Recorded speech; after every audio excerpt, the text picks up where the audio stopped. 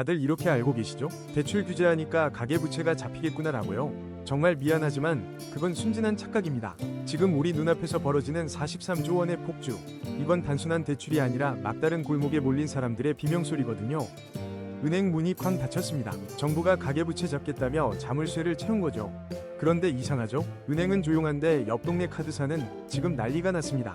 카드론 잔액 43조 원. 대한민국 역사상 단 한 번도 보지 못한 숫자입니다. 사람들은 묻습니다. 이자도 비싼데 왜 저런 걸 써? 라고요. 그건 선택이 아니었습니다. 생존을 위한 마지막 발버둥이었죠. 이걸 경제학에선 풍선 효과라고 부릅니다.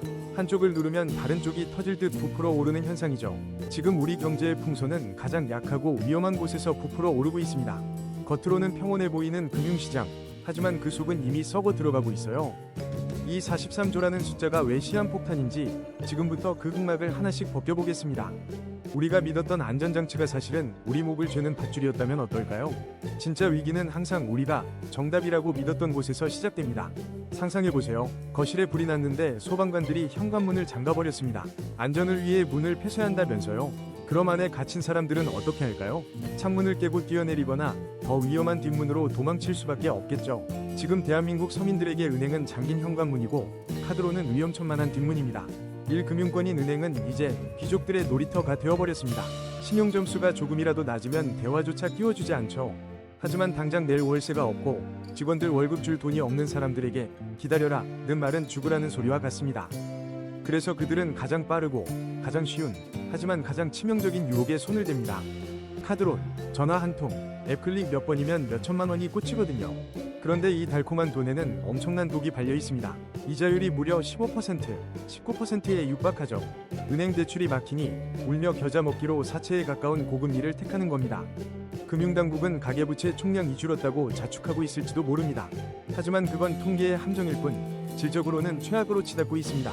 착한 대출이 사라지고 나쁜 대출이 그 자리를 먹어치우고 있으니까요. 이건 마치 보일러가 과열됐는데 온도계를 부수고 이제 안 뜨겁네라고 말하는 것과 같습니다. 이 메커니즘을 아주 쉽게 설명해 드릴게요. 우리 몸의 혈관을 생각해 보세요. 은행은 온몸에 피를 돌려주는 대동맥입니다. 그런데 이 대동맥을 규제라는 이름으로 꽉 묶어버렸어요. 피는 돌아야 하는데 통로가 막히니 어떻게 될까요? 아주 가늘고 약한 모세혈관으로 피가 과도하게 몰리기 시작합니다. 그게 바로 카드론이죠. 문제는 이 약한 혈관이 엄청난 압력을 견디지 못하고 곧 터지기 직전이라는 겁니다. 카드사들도 바보는 아닙니다. 지금 상황이 위험하다는 걸 누구보다 잘 알죠. 그런데 왜 대출을 계속 늘릴까요? 그들도 수익을 내야 하니까요. 가장 위험한 고객에게 가장 높은 이자를 받아내는 위험한 장사를 멈출 수 없는 겁니다. 이건 마치 구멍난 독에 계속 물을 붓는 것과 같습니다. 물이 차오르는 속도보다 새어나가는 속도가 빨라지는 순간 모든 게 끝납니다. 더 무서운 건 다중채무자들의 등장입니다. 카드론으로 받은 돈으로 다른 카드값을 갚는 돌려막기 늪. 이 늪에 빠지면 빠져나올 길은 거의 없습니다. 이자가 이자를 낳는 지옥이 시작되죠. 정부는 연체율이 아직 관리 가능하다고 말합니다. 하지만 그건 장부상의 이야기일 뿐입니다. 실제 현장에서는 이미 수많은 자영업자가 무너지고 있어요. 그들이 무너지면 그 불똥은 어디로 튈까요? 바로 우리 모두에게 옵니다. 여러분이 쓰고 계신 그 편리한 신용카드, 사실 그 뒤에는 거대한 약탈적 메커니즘이 숨어 있습니다. 카드사는 여러분이 돈을 제때 못 갚기를 은근히 바랄지도 모릅니다. 연체 이자율은 법정 최고 한도에 육박하거든요. 지금 43조 원이라는 돈은 누군가에겐 피눈물 나는 빚이지만 카드사들에겐 역대급 이자 수익을 안겨주는 노다지가 되고 있습니다. 이게 과연 공정한 시스템일까요? 거시경제의 톱니바퀴는 이미 삐걱거리고 있습니다. 번 돈의 절반 이상을 이자로 내는 사람들이 늘어나면 소비는 죽어버립니다. 식당에 안 가고 옷을 안 사고 가전제품을 안 바꿉니다. 경제의 피가 멈추는 거죠. 정부의 금리 정책도 먹히지 않습니다. 금리를 내려도 서민들에겐 먼 나라 이야기거든요.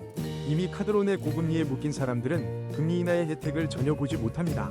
결국 경제의 양극화는 더 심해지고 중산층은 빠르게 붕괴하고 있습니다. 이것이 바로 우리가 마주한 2024년 대한민국 금융의 민낯입니다. 누구도 책임지지 않는 정책 실패의 대가를 가장 약한 사람들이 치르고 있죠. 은행 대출을 막은 명분은 건전성이었습니다. 하지만 결과는 위험의 전이었습니다. 깨끗한 방이 먼지를 침대 밑으로 밀어넣었다고 해서 방이 깨끗해진 건 아니니까요. 이제 그 침대 밑에 먼지가 감당할 수 없을 만큼 커져서 침대를 들어올리고 있습니다. 진짜 무서운 건 다음 단계입니다. 카드사들조차 이건 좀 위험한데 라며 대출 문턱을 높이기 시작하면 어떻게 될까요? 갈 곳 없는 사람들은 이제 지하경제, 즉 불법 사채 시장으로 내몰리게 됩니다. 이건 단순한 경제 문제가 아니라 사회 시스템의 붕괴를 의미합니다. 국가가 관리할 수 없는 영역으로 국민들이 밀려나고 있다는 뜻이니까요. 사채 시장의 끝은 뻔합니다. 파멸뿐이죠. 우리 경제의 엔진이 타버리기 전에 누군가는 멈춰 세워야 합니다. 하지만 지금 당국은 지표 관리에만 급급해 보입니다. 통계 숫자는 예쁠지 몰라도 서민들의 삶은 흉측하게 일그러지고 있습니다. 카드론 43조는 단순한 부채 총액이 아닙니다. 언제 터질지 모르는 대한민국 경제의 가장 아픈 부위죠.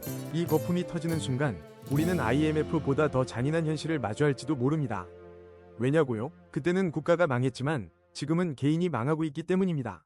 국가는 살릴 수 있어도 무너진 수백만 명의 삶을 되살리기는 불가능에 가깝습니다. 이것이 우리가 지금 카드론 폭증에 전율해야 하는 진짜 이유입니다. 금융 시스템의 오작동이 낳은 이 괴물은 지금도 몸집을 불리고 있습니다. 결국 우리에게 다가올 현실은 명확합니다. 풍선은 언젠가 터집니다. 그리고 그 파편은 가장 가까이 있는 우리에게 가장 아프게 박힐 겁니다. 지금은 대출 규제가 성공한 것처럼 보일지 몰라도 그건 독약을 성배에 담아 마시는 것과 같습니다. 머지않아 우리는 그 대가를 아주 혹독하게 치르게 될 겁니다. 여러분의 지갑은 지금 안전합니까? 위기는 예고 없이 찾아오지 않습니다. 항상 신호를 보내죠. 43조라는 숫자는 그 어떤 뉴스보다 강력한 경고음입니다. 우리는 이제 숫자의 이면을 봐야 합니다. 그 속에 숨겨진 고통을 읽어야 하죠. 금융은 사람을 살리는 도구여야지 사람을 오가매는 덫이 되어서는 안 됩니다. 하지만 지금의 시스템은 누군가의 불행을 먹고 자라고 있습니다. 이 모순을 깨지 않는 한 제2, 제3위 카드론 사태는 계속될 겁니다. 여러분이 오늘 본 이 숫자를 절대 잊지 마세요. 우리 경제의 가장 정직한 성적표니까요. 폭풍이 오기 전이 가장 고요하다고 합니다. 지금이 바로 그 순간일지도 모릅니다. 경제일기예보가 보내는 이 경고가 부디 여러분에게 작은 방패가 되길 바랍니다. 세상은 아는 만큼 보이고 아는 만큼 지킬 수 있습니다. 오늘 이야기는 여기까지입니다.